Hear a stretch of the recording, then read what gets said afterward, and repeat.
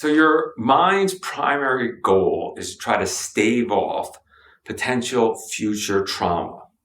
And it does that by taking your traumas from the past and projecting them into the future. But unfortunately, by the time you reach a certain age, you're just this ball of prejudices and responses. And then you get stimuli and, you're just already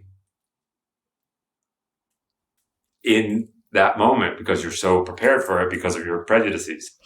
So that's the reason I teach authenticity, so that you can show up with less prejudices and mitigate your own, hypocrisy, because we all want to be able to just take things in the present moment, like as they are.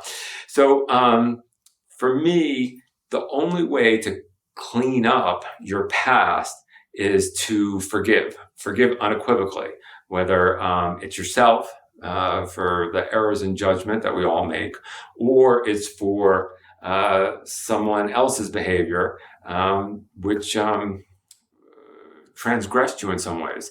But instead of creating this ressentiment, like, oh, that shouldn't have happened, I'd be happy now if there wasn't the car accident, if there wasn't this thing, if my parents didn't get divorced. Instead of creating that narrative and projecting the past into the future, if you want to show up wholly, then you need to forgive unequivocally.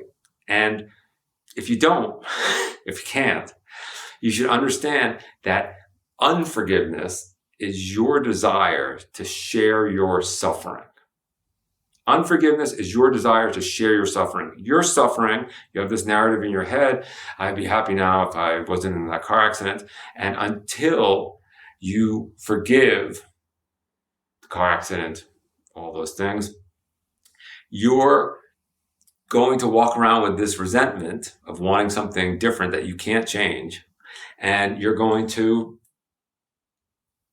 announce it to other people. It might be through your addiction. It might be through your depression. It might be through your OCD, but you're going to announce it. So for me, one of the most important tools is to forgive.